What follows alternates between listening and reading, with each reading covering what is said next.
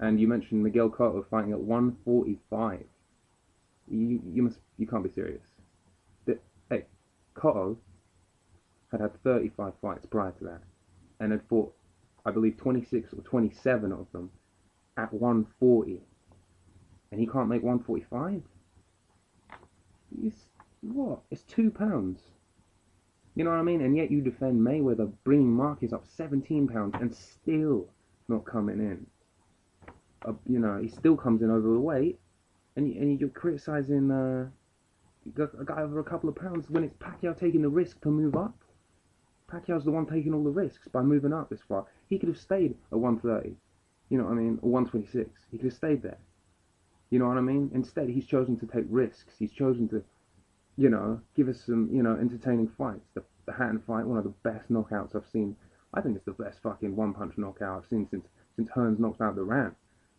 Is that good? You know what I mean? And more impressive because, Hearns was a bigger guy that gets a smaller guy. It's more impressive. This guy's a smaller guy knocking out the bigger guy. I'm more impressed. He's given us one of the fights of the year with Cotto. You know what I mean? A guy that Mayweather... He didn't fight him, did he? You know. And if he was so shot, then Mayweather should have come back against him because people would have still paid to watch that fight. Instead, he opted for Marquez. Let's not get into that just yet. You made the point. He went down on hooks, huh? He took Cotto's hooks, but he went down on hooks. I don't remember that. I've watched 39 of his 55 fights. This is Pacquiao in full, all the way through, not highlights. 39 out of 55. Okay, I've seen his last 33 in a row in full. Okay, so I know what I'm saying here. He's been down four times. Four times. Really, he's been down three times. First time against Toro Campo, he was knocked out. Now, if you've watched this fight, maybe you just went on BoxRec. I'm guessing you just went on BoxRec. Yeah, then you would know that he was 17 years old. 17. Floyd wasn't even fighting as a professional at this point in time. He was 17. Interesting backstory to that, and the commentators in the fight, if you get the Filipino version, are actually talking about how difficult it was for him to make weight, because this was a light flyweight, and Pacquiao drained himself in order to make weight. And as a result, obviously, when you're talking about 2 pounds down here, as opposed to welterweight, those 2 pounds are obviously a bigger percentage of your body mass, and it will count for more. And Pacquiao had to lose that very quickly, which may have counted for it. Also, it's a punch he didn't see coming. His head was bent down like this. The punch came in at this angle and hit the chin there. He didn't even see the punch coming, and he was knocked out. Can't argue with that. You can't say, oh, he wasn't knocked out, can you? So what? Even as a fan, what can I say? I can say he was 17. He was weight drained, and that Pacquiao isn't the same Pacquiao that's fighting now. Nowhere near. Second time he was put down by Singh Surat, his last fight at flyweight. Really, this is a different fighter. When I look at those 28 fights he had at light flyweight, it's a different fighter. We're not talking about the Manny Pacquiao that we see now. We're talking about a different fighter. And those are the only times he was knocked out. And again, weight was the main problem here. He basically starved himself for 4 days leading up to the fight in order to make weight. And this is the point when he was 20, coming up to 21. So still, you don't really stop growing. Your last growth spurt should be around your early 20s. And so he had, he was hitting that growth spurt. Obviously, that's what happened. Also, when you come from extreme poverty, and Mayweather comes from working class, Pacquiao comes from poverty, then you're obviously going to be partially malnutrition, which I believe also, in part, contributes to why Pacquiao was so small, because he's not a very small frame. He's not a light flyweight frame. He's a bantamweight to featherweight frame, really, I think, featherweight. So that counts to it as well. And he was knocked out by Singh Surat on a body shot, a right hand, not a left hook. He was knocked out to the body in a fight where You've probably not watched that one either. He wasn't there. He didn't show up. Watch it. He wasn't even fighting him.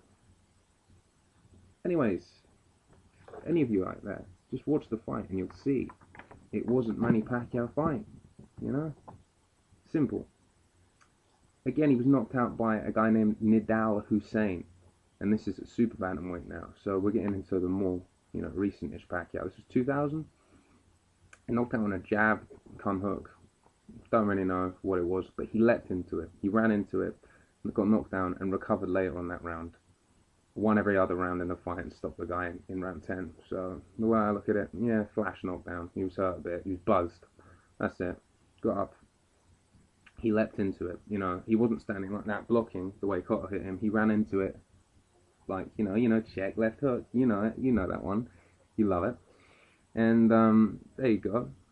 And then the final time he was knocked down, which is why I say 3, not really 4, was a false knockdown in the first fight with Barrera in San Antonio. Referee scored it a knockdown. It was clearly a slip. You watch the replay, you know it's a slip. Watch that fight on YouTube if you haven't watched it. I don't know how many fights you've watched. And you mentioned he was knocked down by Morales.